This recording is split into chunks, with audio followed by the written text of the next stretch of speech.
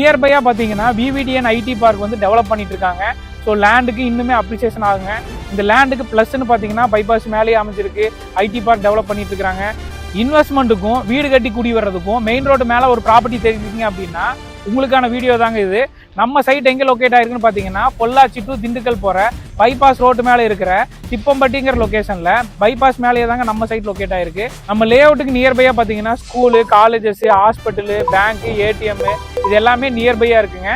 Transport பொறுத்த வரைக்கும் bypass மேலே இருக்கிறனால உங்களுக்கு டிரான்ஸ்போர்ட்டுக்கு ரொம்ப கன்வீனியன்ட்டாக இருக்கும்.